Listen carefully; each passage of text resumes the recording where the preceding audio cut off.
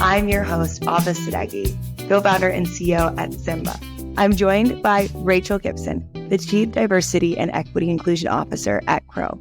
She's a visionary leader with over 15 years of experience in diversity, equity, inclusion, change management, and organizational development. She's redefining landscapes of inclusive workplaces with her incredible experience and in an industry that is so needed. Rachael, can you tell our listeners a little bit more about your career path and how you've gotten to your current role today? Sure. Thanks for having me. I'm excited to be here. So my background is in management consulting, change management, something I've been doing since I graduated from graduate school in the early 2000s. And so much of my work was really around providing consulting services at that intersection of strategy, leadership, DEI. And when I graduated from grad school, there weren't the kind of formal DEI program to the extent that they are now. And so a lot of the learning was kind of things I picked up on the job, following my gut, etc. And so a few years ago, when I was at my prior firm, I stepped away from client work and stepped into a director of DEI role where I built the DEI office and function for that firm. And so I would say that today, as I sit in the Chief Diversity, Equity, and Inclusion Officer role at Crowe, I still use a lot of my change management skills and background. In fact, I think I call on those skills daily to not only drive the change I want to see in the firm, but even more importantly, to build a cadre of colleagues who are equally as invested as I am. Thank you for sharing. I do believe that change management is an essential toolkit when you think about successful leaders in this space, because you have to be able to bring so many stakeholders from all across the business to align on this strategy. And there are not as many strategies that are as interconnected as the work that you're doing. And speaking of, we saw that you just released the 2023 U.S. Transparency Report on diversity, equity, and inclusion. First of all, congratulations and thank you for your hard work doing this. Can you share more about this report? How did you create it? How did it come to be?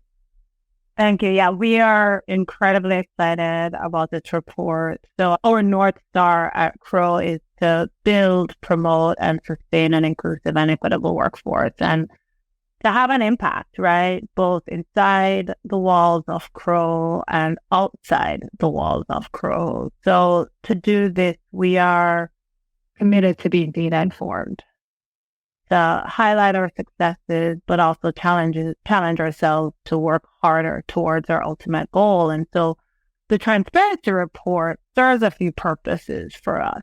One, it helps us be transparent with our stakeholders, right? So our employees, our clients, potential candidates, be transparent about where we are as a firm. We're not trying to send a message of perfection. We're simply sharing our journey. The second is it highlights the embeddedness of DEI across the firm. So for us, DEI isn't simply a program. I don't just sit on the sidelines at Crowe with the DEI team.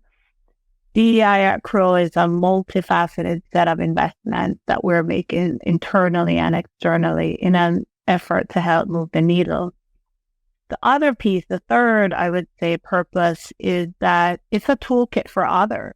So we want other companies, other firms, DEI practitioners to take our report, get some ideas so that they too can implement some of our approaches and our practices. No one firm, no one company, no one individual has the secret sauce, right? We're all trying to impact the same communities. So we need to learn from each other. We need to share ideas. And finally, I would say it really celebrates our people. Our people at Crowe are doing amazing work in driving our goals and our efforts towards equity. And this report really also just starts to thank them for their incredible contribution in making Crowe who we are as a firm. Thank you for sharing. There are a few things that really stand out to me as you talk about this. One, I love that you said that you're sharing your journey. It's not about perfection. And I couldn't agree more. And the other thing that you had said that resonates with me is that no one has a secret sauce. And that I do believe that this is a coalition, and this is something that transcends organizations. When you think about it, sometimes you might not be sharing the secret ingredients to what makes your product amazing, but this is something that we do see a lot of teams collaborate across different organizations. And it's because it's bigger than any business, right? This is the fate of our workplace. This is the fate of our really humanity when we think about economic mobility and fair opportunities. And so I'm excited that you've created this report, but I know that a lot of organizations would love to do this, but have no idea where to even get started. So can you share any advice, tips to other leaders listening in about how you began the process of sharing this D&I data externally? Because sometimes that feels very nerve-wracking to do. Yeah, the first thing I would say is don't be afraid. Often companies believe they can't share data because it doesn't look good, or they send the wrong message that they're not doing enough. We have 4 Crowe values: care, trust, courage, and stewardship. And I actually joined Crowe because of the value around courage. And I think the transparency report and actually just sharing your data and putting it all out there is an indication that we are courageous, that we'll share it all, right? And so I would say to others, this is not about judgment, right? And so get over that fear that everything has to be perfect for you to kind of communicate with your stakeholders in this way. The beauty of sharing data is that it also fosters a level of accountability for your company's leadership. It's a very wonderful thing to know that you've put it out there and you've made some promises to live your values in a certain way, and that report holds us all accountable to that North Star. The other thing I would say is that there is a level of infrastructure that is needed to be able to collect, to analyze, and to report out on data. And so if, for those who are listening, who are kind of figuring out where to start, some of that is also looking at the infrastructure that you're using to collect the data, whether it be the technology, whether it be the human resources, whatever that may be. There is still a whole back office behind data collection, data aggregation, and being able to analyze. I think that's really important to note for individuals, because I think that sometimes the mechanisms that you do some of these things can enable you to actually spend more time being strategic. If you have the right activities delegated, the right systems in place to just automate, so you're not running to capture this information last minute, there's a very clear baseline. And so how have you maybe thought about adopting new technologies in your work? Yeah, so we actually have a real-time dashboard. So at any given time, I can open the dashboard and I see real-time demographic data over people. Also, I am able to disaggregate data, right? Like, it is one thing to kind of look at the data high level. You have to be able to disaggregate and get a sense of, okay, for instance, how are African Americans trending? How are LGBTQ plus individuals faring, et cetera? So you have to be able to disaggregate. And so we use technologies in place that will allow us to be able to have the real-time data that can help us to do strategy in real time also. Because then some other thing, I mean, this work is constantly changing. And so you're always having to kind of shift strategies, shift perspectives. Data is the way, real-time data is the way to actually be able to be agile in this work. I couldn't agree more. I think that that's oftentimes where teams need to invest a lot more time, because in order to make any change, you have to first start with awareness. Right. And that's what data does for us. And so I work in a profession where, people want to see numbers. Absolutely. And so I speak the language of my core audience. And so we talk about change management. Some of the change management aspects to consider is who your audience is, who the people in the firm who are the influencers, being able to speak their language and meet them midway, right? To be able to communicate in a way where they kind of understand the urgency of some of these, requests as it relates to DEI. Yes. If possible, I'd like to just double down on that just a little bit, because I think that's where a lot of leaders I've been having conversations are struggling, right? How do we clearly demonstrate the business case and the ROI? And this is your forte. So any thoughts there?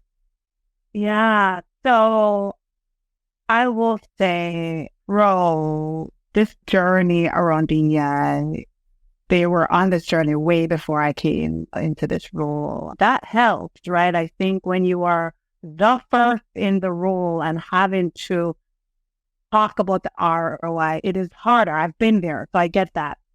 What I would say, if that is the position that you're in, there is a lot of research out there now, more than there were when I started in this work, that really does speak to the business case. And not only the business case high level, but also within certain sectors, right? So the AICPA, there's a lot of reporting in their trends report around DEI. There's so much research out there around diverse leadership teams impacting the bottom line in positive ways, about DEI. A more inclusive team allows for better ideas and people wanting to speak up, etc. There's no shortage of data that speaks to that. I think for those of us who are in this role, we have to then interpret that data and communicate it in a way that our stakeholders understand. And sometimes that is individual conversations across a firm, a company, a leadership team. Sometimes that's group training. Sometimes it's small groups. I think you're communicating and over-communicating in ways that people hear and digest information. There is never a one-size-fits-all in terms of how you communicate the business case.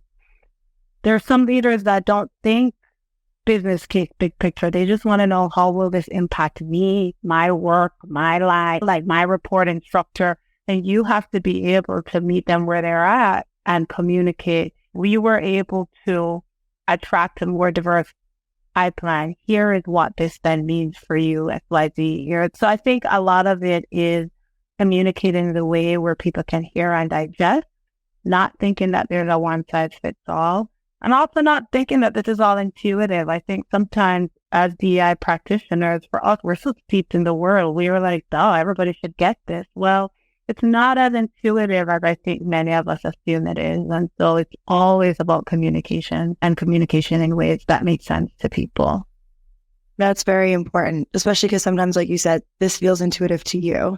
And I remember I saw Adam Grant speak at an event when I was in grad school in London. And he said, I want you all to snap your favorite holiday song to the person next to you. And then afterwards, he said, okay, raise your hand if you think the person next to you got the holiday song. And then almost everyone in the room raised their hand. And then he said, okay, now tell the person your holiday song. He said, okay, how many of you actually got it? And it was literally just like less than like 5% of people raised their hands. And there are only so many holiday songs, but still, I feel like that's what communication barriers can be like. And I think that's really important to have that mindset. I've also found that in addition to communication, sometimes the initiatives with diversity, equity, inclusion take some time. They're not like, okay, we launched this pricing strategy and we see the results and yay, we're all winning and we're all making more money now. It is these longer, more robust, profound initiatives that you're planting the seeds for to build an amazing garden. But that is what leadership is, right? I think that leadership is about seeing the longer term vision and being able to invest and build what you need now. And so we see that you're doing that. And that's why many reasons I was so excited to connect with you, Rachael. I noticed you recently celebrated 5 years of partnership with Florida A&M University, HBCU. And I'd love to learn more about, this campus internship program and how you're thinking about just changing the face of accounting altogether. Yeah. So we have this fantastic program called Crowe on campus, where we bring the internship to the students on the campus. And so students are able to engage in our internship on campus throughout their college career. They're gaining real work experience.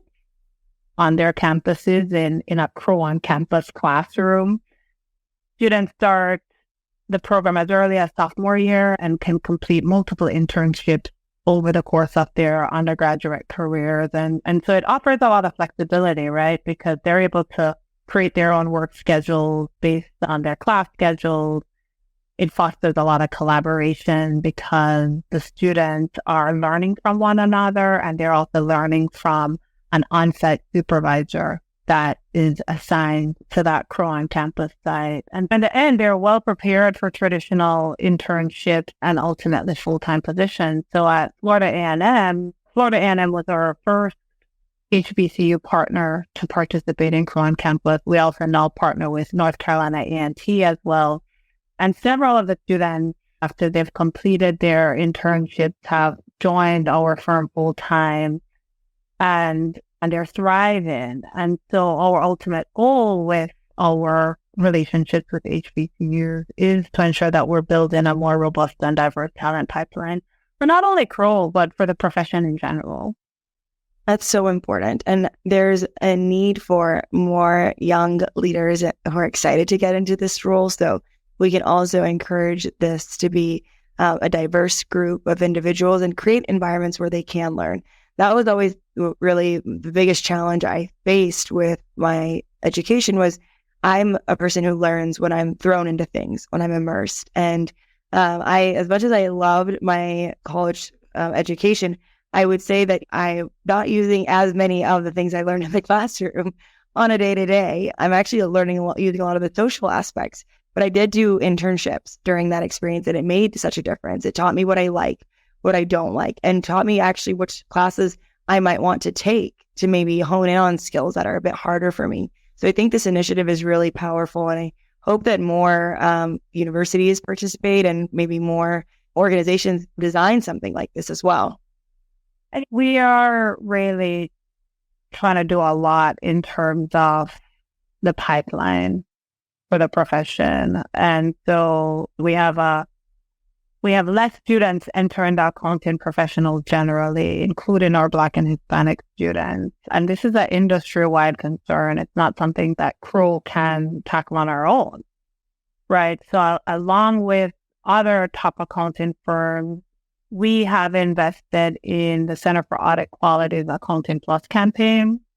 And so what that campaign aims to do is to drive progress in increasing representation of minority groups within the profession, specifically Black and Brown students. And it does this by helping students kind of understand the benefits and the possibilities of a career in accounting, and offering high school and college students the kind of resources that help them discover the potential of the career and matching that with their own passion and goals, right? So I think the work that we're doing on the campuses, coupled with the broader profession building work, right? I think I'm hoping will get us to a point where we're seeing some tremendous impact in a few years.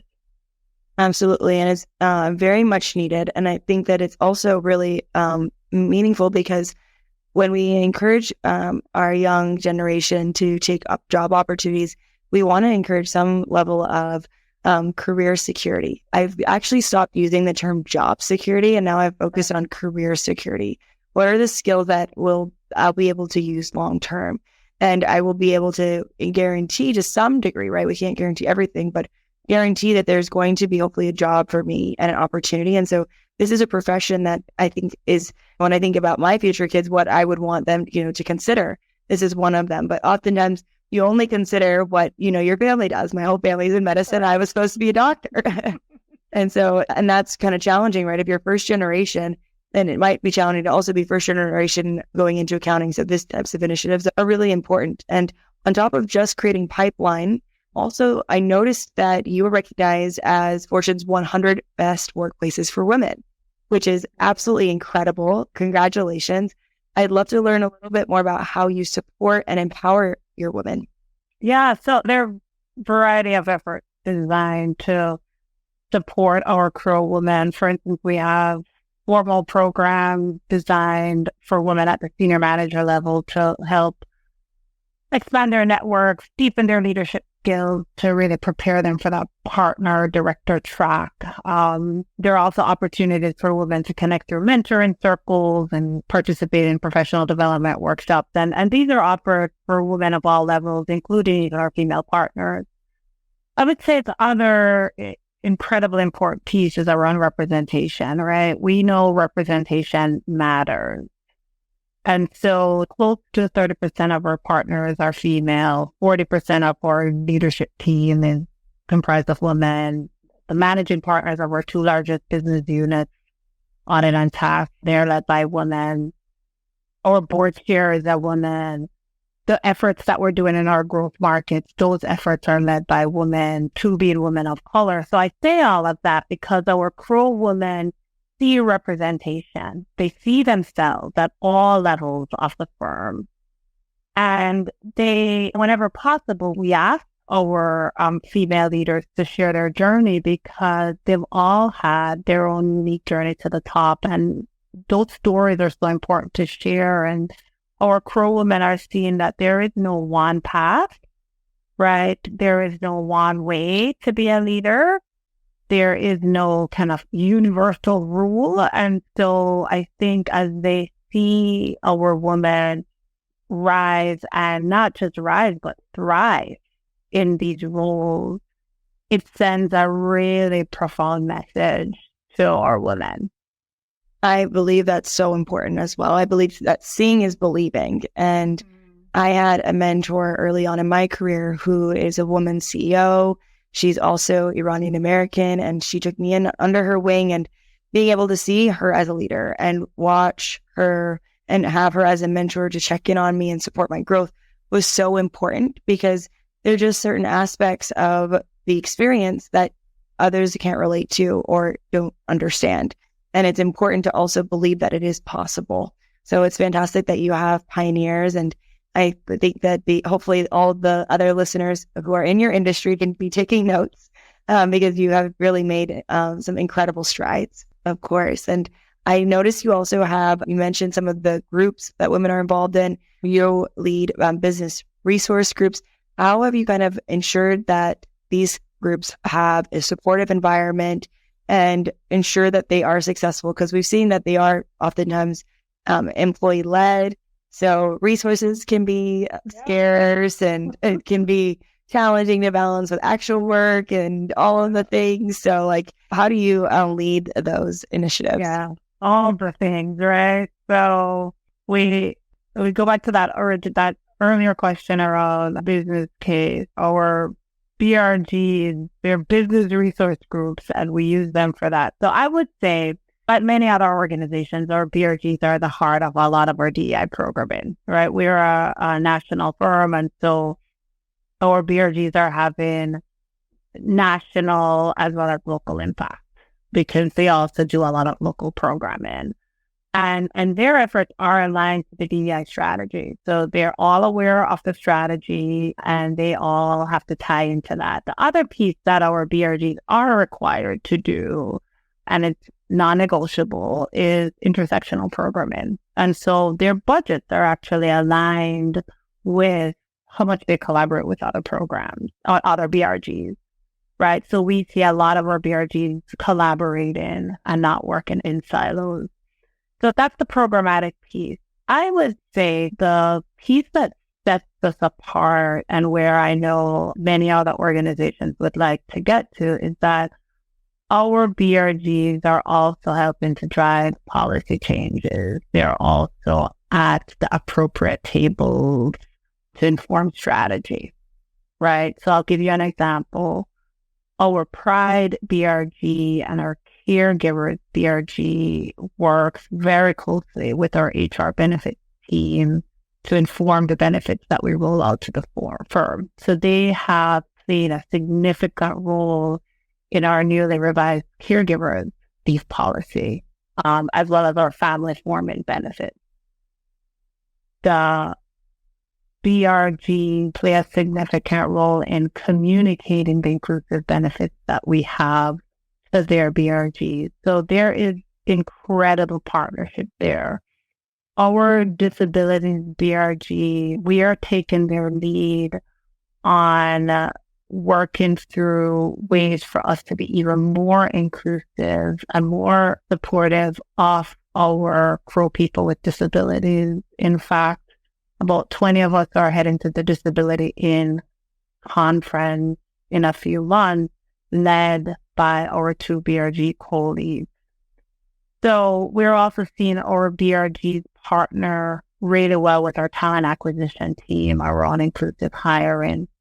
And so for BRG leadership, because there's always this tension around how do you reward BRG leaders? They're doing so much work, and they are. And what we have heard is that BRG leadership at Crowe, it propels careers. Because the leaders of our BRGs are those from our underrepresented backgrounds. So they all know we want them to be partners in our firm one day.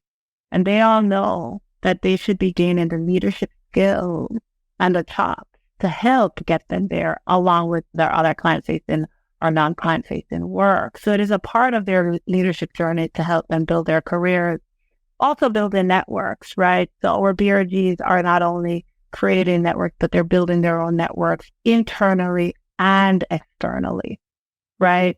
And then finally, I would say our BRGs are elevating the needs of the diverse populations with the firm. I'm doing that in very practical ways, whether it be with our benefits team, our talent acquisition. And so they're a strategic force within our firm. They're not only doing programming. Programming is critical. It's necessary. We need it. But equally important is the strategic voice that our BRG leaders are playing in the firm. Those are wonderful examples. And it makes so much sense that all of your incentives line up, right? There's a budget, there's resources, but also this is a very clear narrative and opportunity for leadership and growth. And I do see that very much so. And I appreciate the insight that you shared about your compensation and benefits. It's wonderful to hear that some of those initiatives that you're doing. Rachel, you've been in this industry for quite some time and have a lot of expertise and have seen quite a bit of change over the past 15, 20 years. I'd love to understand, what are some of the trends you're looking forward to going into 2024 and beyond? As I kind of look to the future, I am really excited about our ability to capture and to aggregate, to analyze our data even more deeply in a very disaggregated way. So I think we are committed to continuing to be data informed in this work, which I think is critical, as I said before. The other piece I am excited about is we are doing more and more work around disability inclusion and looking at ways that we can be more inclusive and ensure equitable access for our Crowe community with both apparent and non-apparent disabilities. And we're partnering with Disability In on some of that work. And so I'm really looking forward to the future and what we will be doing and what we'll be implementing to ensure more inclusion for individuals with disabilities. So those are the two things, just again, being more data informed and looking at different communities within our firm. I'm really excited. I think when I started in this work, we only looked at this in terms of numbers, right? It was just a D, and it was just the numbers, how many slots that are filled. And it's great to see that the field has really expanded, and we're now being a lot more thoughtful about equity in this work. And so it's an exciting time, I would say, to be a DEI practitioner. I have a lot of hope for us and for companies across the U.S. because I think we're doing this work in a way that I've never seen done earlier in my almost 20 years in the DEI space. Wonderful. That's super inspiring. I love that. It's a perfect transition and segue to our main final question that we ask all of our leaders and guests on this podcast, which is around our mission, open up the workforce. As Symba began as a social impact project with late Congressman John Lewis in Atlanta, and our vision around open up the workforce means really what you shared about equity, a future of work that supports equitable access to jobs and wealth creation. We'd love to get your perspective. What do you believe are the next steps we need to take in order to truly open up the workforce? Transparency, right? It's impossible to have equitable access to jobs and wealth generation if the playing field isn't clear. If it's clear for some but murky for others, right? There are many hidden rules in organizations, and we have to be as transparent as possible to give people choices in terms of making decisions for themselves and their families. So I would say that is important. And again, I sound like a scratch record, but you also can't drive equity without understanding your data and understanding where the gaps are and disaggregating that data. You can't just look at pay gaps between women and men. You have to also look at Black women, right? Hispanic women, etc. So I'd say those are the two pieces that I would share in terms of that goal around equitable access to jobs and wealth creation, transparency, and data, disaggregated data to be specific. Thank you, Rachel. And I appreciate that insight because I think it's something tangible that everyone can walk away with and begin implementing right away. They can begin disaggregating their data or building out that infrastructure to do so right away because that's critical and important. And I love your insight around transparency because I think about it in so many different ways, especially in the world that you're in. The interview process is very unique, right? And if you don't have the guidance and leadership to understand, okay, I'm going to be casing and I'm going to be building out this, I mean, you're in for a surprise when you go in for that interview. And so I do think that transparency throughout the whole journey definitely needs to be cleared up and made, fair to all. So I appreciate that as well. What you're doing is incredible in an industry, like I said, that needs this type of leadership and support more than ever. Rachel, thank you so much for being on the podcast with us. It was incredible to hear your story, the amazing work that you're doing. Is there anything else you'd like to leave our listeners with today? Yeah, I think I want to kind of speak to the personal side of this work, right? So I'm often like, Rachel, how do I get into that? Or Rachel, how do I survive DEI work? And so what I would say is this is incredibly hard work. It can be incredibly rewarding. And at times our heart it loses all, right? Sometimes, right? Like there are times when our heart is broken because of either a practice we've heard about or something we've been told or something we've seen personally. And so what I would say is that for those of us who are in this field, in this work, doing DEI as a job, the self-care part of it is so incredibly important. The community that you need to build around you is incredibly important. I am so grateful to my own kind of mini board of directors that I have at Crowe because I can lean on any of them and let them know when I'm having a bad day or let them know when I'm challenged or even just celebrate with them, right? And so I think my message to the listeners who are either in this work or trying to get into this work is that protecting your heart is so important. Protecting your health is so important. And so prioritize some of those self-care practices and prioritize the community that you build around yourself so that you can find ways to re-energize and continue to serve those in your company as best as you can. So that's my final words of wisdom or advice. Those are great words of wisdom. And I think I'm taking them with me too. I think that applies to so much in this space to make sure that you can be re-energized because you can only support those after you do refuel. One of my favorite pieces of guidance that I received from my human rights professor was that on the plane, when they say the oxygen mask comes down, they say, always put on yours first so that you can assist others. And I think that this call for self-care is really important to make sure that leaders in this role do not burn out and continue to power through. So thank you for that wisdom and advice. And I hope listeners listening in will leverage that and really implement that in their work. Thank you again, Rachel. We appreciate it and are excited to continue following your work and impact.